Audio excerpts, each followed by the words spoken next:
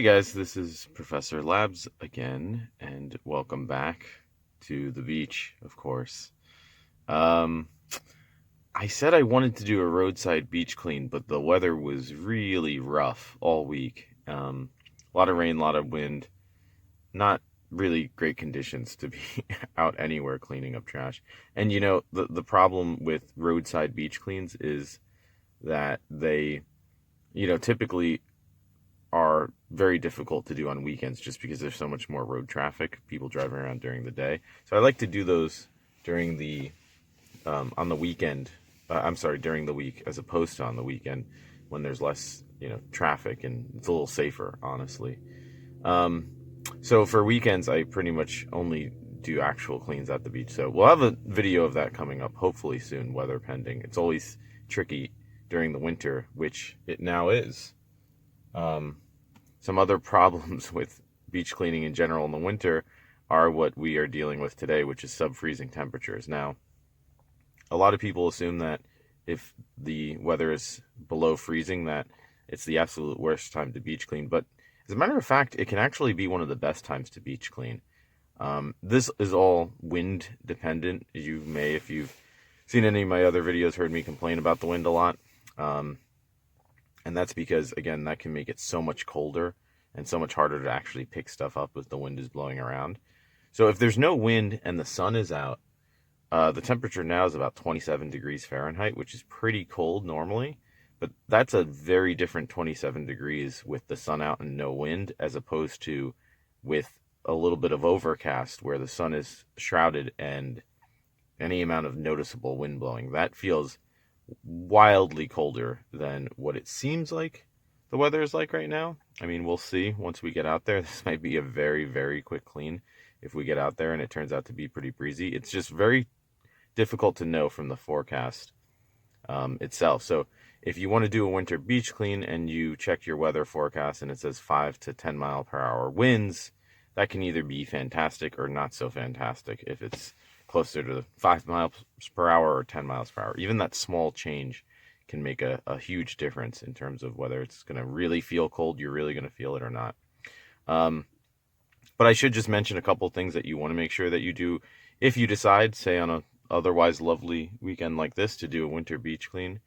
There's a lot of people out here right now, way more people than I expected. Hopefully we'll see some other beach cleaners, but a lot of people just walking around enjoying their Saturday afternoon. So the conditions probably are pretty nice, but again, regardless whether you're beach cleaner or not, you kind of want a lot of the same things. So you see I have my super scarf here, my super ugly scarf, which is always good. So extra clothes, extra layers. In fact, if the sun is out and there's no wind, you might actually warm up and wind up taking off a lot of that.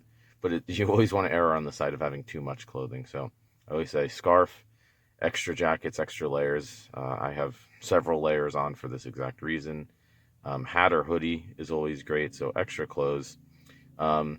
Water, because I had water left over in my car from last night, and it's now frozen, so that was a big mistake. And in fact, make sure that you drink lots of water, because you actually, especially if you say, hey, it's lovely out here, and I'm going to keep going, and you wind up walking really far and doing a lot of work, you can actually dehydrate fairly quickly, despite the cold, because you don't really think about it because it is so cold. So bring extra water with you, extra clothes, and be prepared to turn around quickly if it starts to get windy. But other than that, the winter can be a great time to clean. So we're going to give it a go, see what we can find out there. And I don't know, let's see what we find on the sands.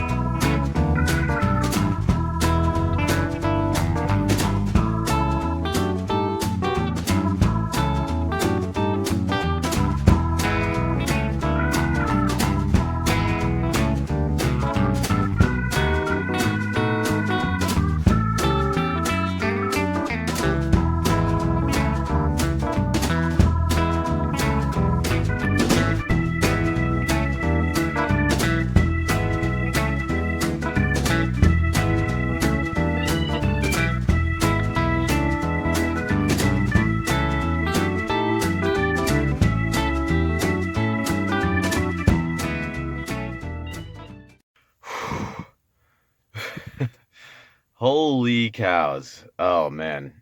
So good news and bad news. The good news was it was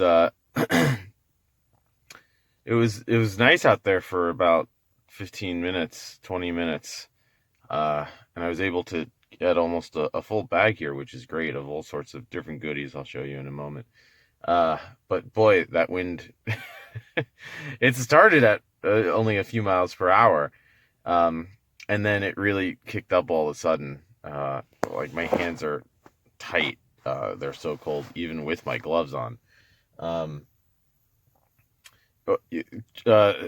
Sorry, my brain is like frozen now too, frozen into shock. But one tip with that, if you are beach cleaning or just out in general, and it gets really windy really fast like that in the cold, um, it actually kind of helps if you walk backwards. What you can do then is sort of cut out the cold air from like blasting you in the face. You look like a lunatic, but you're already probably people think you are a lunatic when you're walking around picking up trash in this type of weather. So what do you have to lose, right? And it actually helps a little if you walk backwards. So I did that a little bit, but anyways, I was able to get quite a bit of goodies, some of which I shot some pictures of, but others that I think are worth just mentioning a little bit about why they're important to pick up, because you might be surprised by some of the things we find. So let's reach into our goodie bag here. This is the weirdest YouTube channel set of videos I think maybe out there. I did, so bizarre. I did find first and foremost, in terms of things that really stick out to me that need to be picked up.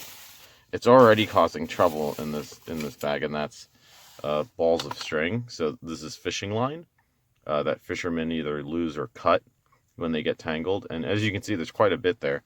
Why that's problematic is because, as you can see, seaweed and reeds and even animals can get tangled up in this stuff. I've seen seagulls with this type of stuff wrapped around their legs, and they can't, fly.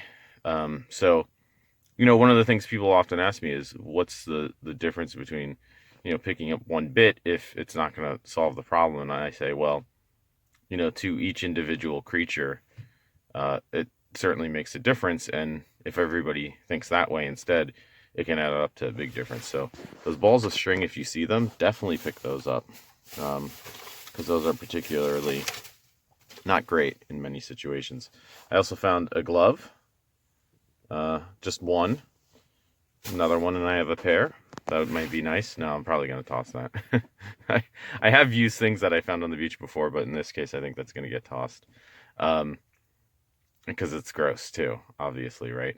But gloves and clothing, believe it or not, a lot of them have microplastics in them, or plastic fibers, or pieces part of the fabric. So definitely, if you see, pieces of clothing, gear like gloves, shoes, sandals, pick those up too, because those actually are not great for natural environments. And again, hauling a lot of this stuff off to the landfill, is that much better? No. But, landfills are sequestered in some senses, whereas, this is not where that trash is supposed to be. This is, where ideally marine eco habitats are supposed to be. So it makes a little more sense in that regard to still pick up some of this stuff, right? We also had a lot of zip ties today, which are weird. I don't know what those were doing there. Again, to prove my point further of how this stuff washes up on the beach, I found more soy sauce. I keep finding hot sauce and soy sauce again, and I think this is a prime example of stuff that people aren't leaving so much on the beach, like perhaps this, to party with. But it does wash up. Same thing with like this type of stuff people do eat at the beach. We almost have a meal here between the soy sauce and utensils. I found a fork in there somewhere too, but I'm not too concerned with digging through for that. But anyways, yeah, a lot of this stuff comes from like runoff. Like I said, that's why I wanted to do a roadside clean. It comes from tipped over garbage cans that go into storm drains, that sort of thing. And that's similarly what you get when you find these straws. Now, straws I think are really interesting because straws, in some ways, more than a lot of other plastic pollution. We've seen the big anti-plastic straw movement in recent years.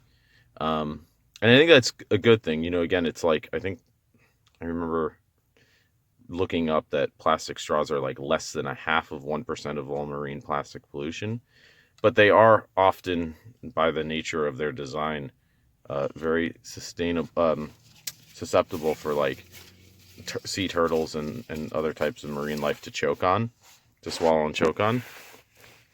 So I think those are great to pick up as well. And again, to my point that, like I was saying about how it does make a difference for if everybody does this.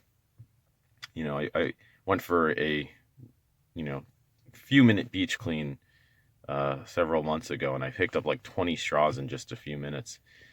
And I calculated just with my own thoughts, thinking like, what does that really mean? And then I found a calculator to find out that if every American were to pick up just 20 straws like I did in that, those few minutes, for one day, one afternoon, that would be enough straws to draw a line from the Earth to the moon and back, and then do something like, I don't know, 80 round trip road trips from New York to Los Angeles. That's how far you could lay out all those straws. So I think that's important to remember the micro, what I call the micro and the macro. The micro help being that, like, yeah, picking this stuff up does help individual sea creatures and critters and the environment around you where you live, obviously, the quality of that.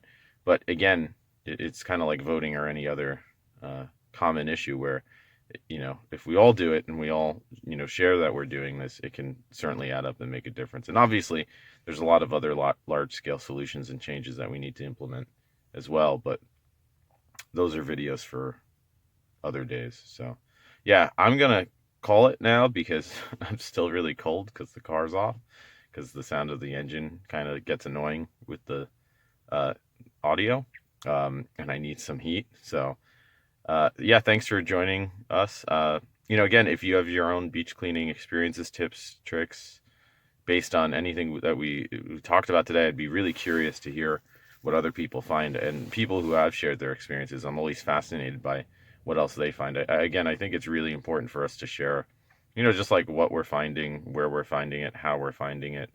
And I've seen a lot more and more of that. So it's really cool to see, just to go out there and share what you find, if you're going out anyway. So, yeah, let us know. Like, share, subscribe, all that good stuff. Other information in the link below. You can click on all those buttons down there. And until next time, thanks for joining us, and see you, as always, on the beach. Thanks.